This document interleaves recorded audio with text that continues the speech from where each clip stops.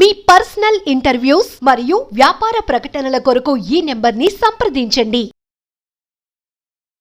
నమస్తే, welcome to మనం TV. నేను వలి. ప్రస్తుతం నాతో పాటు స్టూడియోలో ఉన్నారు ప్రముఖ రాజకీయ విశ్లేషకులు కొత్త రవీంద్రబాబు గారు. వారితో మాట్లాడదాం. రవీంద్రబాబు గారు నమస్కారం సార్. నమస్తే వలి. సార్ ఎలా ఉన్నారు? Fine, thank you.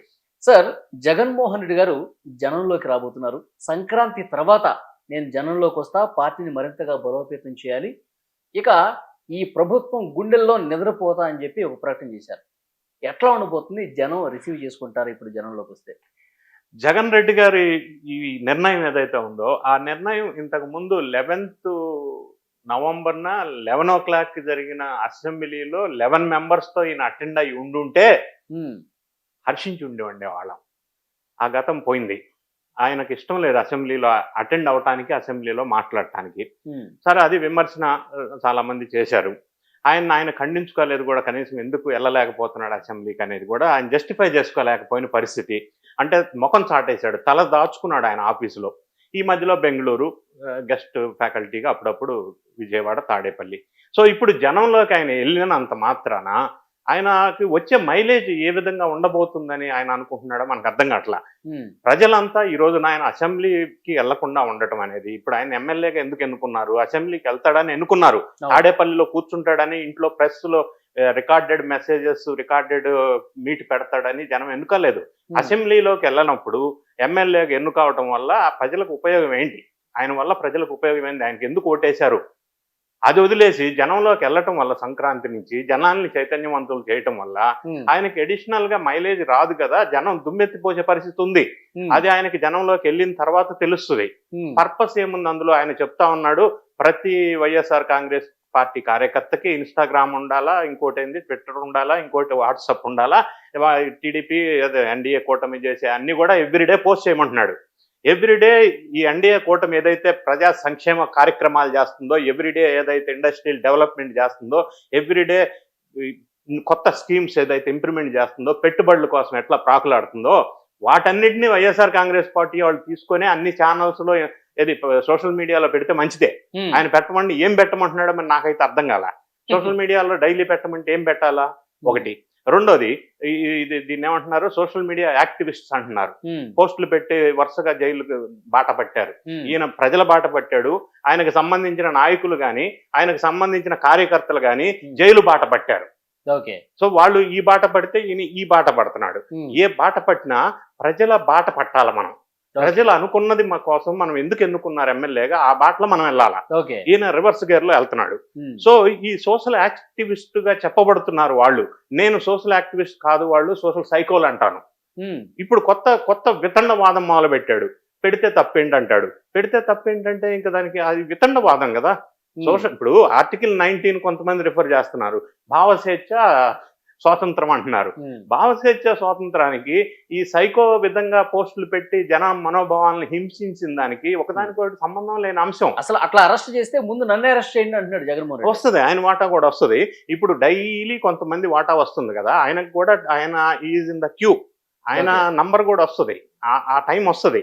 కాకపోతే ఏంటంటే ఎన్డీఏ కూటమి గతంలో ఏదైతే ఈయన చేశాడో అక్రమంగా ఎఫ్ఐఆర్ బుక్ చేయకుండా, ఏది కస్టోడియల్ టార్చర్స్ పెట్టి అక్రమంగా అరెస్టులు చేసి జైలుకు పంపించి తర్వాత ఎఫ్ఐఆర్లు బుక్ చేసి హింసించిన విధంగా ఇప్పుడు ఎన్డీఏ కూటమి చేయటం లేదు.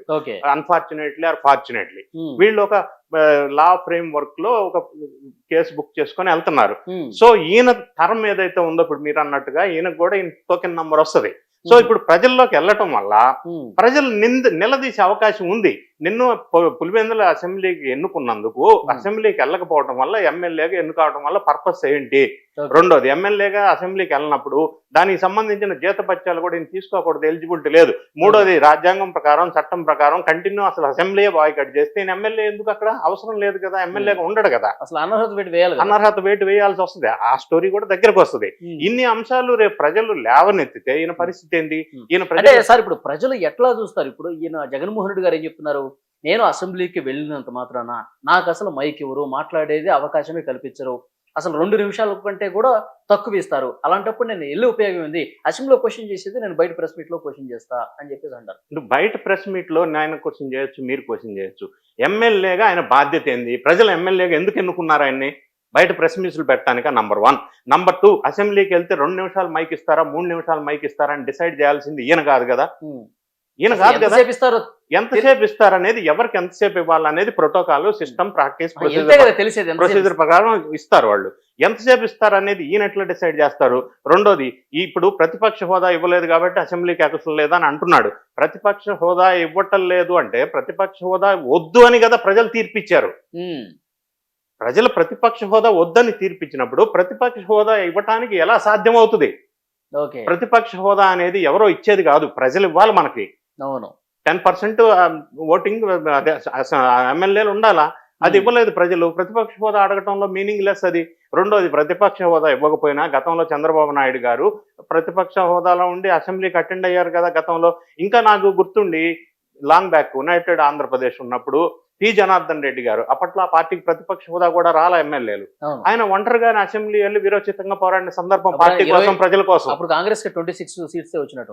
ప్రతిపక్ష హోదా కూడా లేని సందర్భంలో చాలా మంది వెళ్ళి ప్రతిపక్ష హోదా లేకపోయినా అసెంబ్లీలో ప్రజల సమస్యను ప్రస్తావించవలసిన నైతిక బాధ్యత ఎమ్మెల్యేకు ఉంటది.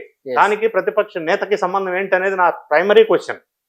సో ఆయన అది అర్థం చేసుకోకుండా ఇప్పుడు ఆయన జనంలోకి తిరిగినంత మాత్రాన, రోడ్ల మీదకి వచ్చేసి నేను మీకోసం ఉన్నానని చెప్పినంత మాత్రాన ప్రజలు ఎంతవరకు యాక్సెప్ట్ చేస్తారు? ఎందుకంటే 5 సంవత్సరాలు ఆయన ముఖ్యమంత్రిగా ఉన్నప్పుడు ప్యాలెస్ లో మాత్రమే కూర్చొని జనంలోకి రాకుండా పరదలు కట్టుకుని తిరిగిన వ్యక్తి ఇప్పుడు ప్రజల మధ్యలోకి వస్తే గనక ఎంతవరకు రిసీవ్ చేసుకుంటారు? రిసీవ్ అంటే ఇప్పుడు ప్రజల్లో నాబొట్టాడు ఒకడు ఉన్నాడు అనుకో, నేను అడుగుతాను, అన్నా నువ్వు పరిపాలించిన కాలంలో పర్ క్యాపిటల్ ఇన్కమ్ గ్రోత్ 9.5% ఉంది.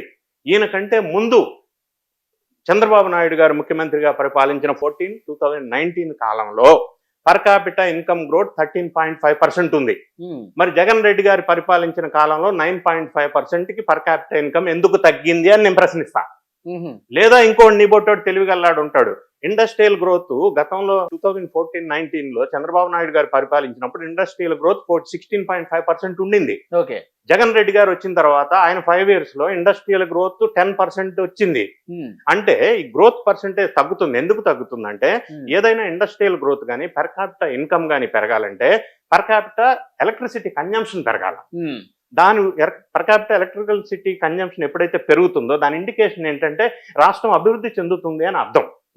గతంలో పర్ క్యాపిటల్ పవర్ కన్జంప్షన్ 9% ఉంటే చంద్రబాబు నాయుడు గారు పరిపాలించిన కాలంలో, జగన్ రెడ్డి గారు పరిపాలించిన కాలంలో 2%కి వచ్చింది. అంటే ఇట్లా పర్ క్యాపిటల్ పవర్ కన్జంప్షన్ తగ్గుతుందంటే గ్రోత్ స్టేట్ డ్రాప్ అయిపోతుంది అని అర్థం. ఈ స్టాటిస్టికల్ డేటా అందరికీ తెలిసిపోయింది. ఇప్పుడు ఇవాళ మొన్న ప్రెస్ మీట్ లో సార్ జగన్మోహన్ రెడ్డి గారు సంపదను నేను సృష్టించాను, సంపదను ఆదా చేశాను, చంద్రబాబు నాయుడు గారు ఆవిరి చేశాడని చెప్పి మాట్లాడారు. సంపద, మీరు చెప్పిన స్టేట్మెంట్ పొలిటికల్ స్టేట్మెంట్. నేను ఏ పొలిటికల్ పార్టీకి సంబంధించిన వ్యక్తిని కాదు. ప్రజల్లోకి వస్తే కొంత చదువుకున్న వాళ్ళు, నాలెడ్జ్ ఉన్నాడు. ఈ మధ్య సోషియో ఎకనామిక్ సర్వే రిలీజ్ అయింది ఆంధ్రప్రదేశ్. అందులో డేటా అందరు చదువుకుంటారు. చదువుకున్న వాళ్ళు క్వశ్చన్ అయ్యొచ్చు, పర్ క్యాపిటల్ ఏంది ఏమన్నారైనా సంపద సృష్టిస్తా అన్నారు. సంపద సృష్టించి ఉంటే గతంలో చంద్రబాబు నాయుడు గారు 2014-19లో పరిపాలించినప్పుడు పర్ క్యాపిటల్ డెట్ అంటారు, అంటే తలసరి అప్పు 74,199 రూపీస్. ఆ తర్వాత జగన్ రెడ్డి గారు వచ్చి పరిపాలించారు 5 సంవత్సరాలు. End of 2014 March financial year కి పర్ క్యాపిటల్ డెట్ ఎంత ఉందంటే 1,44,366 రూపీస్. ఇక 74 ఎక్కడ, 114 ఎక్కడ? తలసరి అప్పు. అదే ప్రతి హెడ్ మీద అంత అప్పు పడింది. సో నేను సంపద సృష్టించాను అని పొలిటికల్ స్టేట్మెంట్ ఇస్తే నడవదన్నయ్య. ఎక్కడ సృష్టించావు నువ్వు? నాకు ప్రజలకి స్టాటిస్టికల్ డేటా కనిపిస్తుంది ముందు, ప్రజల ముందు. సో ఇవన్నీ అడిగితే క్వశ్చన్ ఏం సమాధానం చెప్తారో జగన్ అన్న, మరి ఆయనకే చక్కటి చిరునవ్వులతో సమాధానం చెప్పాల్సిన అవసరం ఉంటది. ఇంత తెలిసిన ప్రజలు అంత ఎడ్యుకేటెడ్ అవుతున్నారు, ఇవాళ రేపు అన్ని తెలుసుకుంటున్నారు. ఇంత ముందులాగా స్టేట్మెంట్స్ ఇస్తే కుదరదు కదా. ఏమి సంపద సృష్టించినట్టు లెక్క? అదానీ గారికి దోచిపెట్టితే సంపద సృష్టించినట్ట. గంగవరం పోర్ట్ అనే ఒక పోర్టుని గవర్నమెంట్ షేర్ 10% ఉంది గంగవరం పోర్ట్లో. ఆ రోజుల్లో 2021లో గంగవరం పోర్టుని అదానికి అప్పచెప్పారు. 645 crores అప్పచెప్పారు. Including 10% government share. అది యాక్చువల్ గా public private partnership initiative mode లో పెట్టారు. సో అది అప్పచెప్పటం వల్ల 9,000 crores అదానికి అప్పనంగా కట్టపెట్టారు. సో ఇవన్నీ చేసి సంపద సృష్టించినట్ట, సంపద దోపిడీ చేసినట్ట. ఇప్పుడిప్పుడే వెలుగులోకి వస్తున్నాయి. ఇది మన దేవాదాయ శాఖకు సంబంధించిన 38,677 ఎకరాలు స్వాహా జరిగినట్టు వస్తా ఉంది. ఇప్పుడిప్పుడే లెక్కల్లోకి వస్తున్నాయి. భూ రికార్డులో 22A 4,22,000 ఎకరాలు ఫ్రీ హోల్డ్ చేసినట్టుగా లెక్కల్లోకి వస్తా ఉన్నాయి.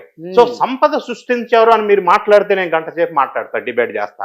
ఎక్కడ సంపద సృష్టి జరిగిందా, సంపద విధ్వంసం జరిగిందా? సంపదను కొల్లగొట్టేశారంట. అంతేగాని పొలిటికల్ స్టేట్మెంట్స్ తో కాదు కదా. ఓకే, ఇవన్నీ ప్రజలు క్వశ్చన్ చేస్తారని నేను అంటాను. ఆయన జనం మధ్యలోకి వస్తే జనం కాసు కూర్చున్నారు ఈ క్వశ్చన్స్ వేయడానికి అవకాశం ఉంది కదా.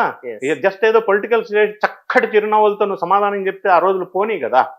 ప్రజలకు అన్ని నిజాలు తెలుస్తా ఉన్నాయి, డేటా బయటకు వస్తా ఉంది, ఇన్వెస్టిగేషన్ జరుగుతోంది, విజిలెన్స్ ఎంక్వైరీ జరుగుతూ ఉన్నాయి. ఎన్ని గంటలైనా మాట్లాడుకునే విధంగా ప్రజలకు అర్థమైంది ఎక్కడ విధ్వంసం జరిగిందో, సంపద సృష్టి జరగలేదు. ఓకే, ఇది వాస్తవం. చూద్దాం సార్, జనంలోకి వచ్చిన తర్వాత పరిణామాలు మళ్ళీ మాట్లాడదాం. Thank you very much. Thank you.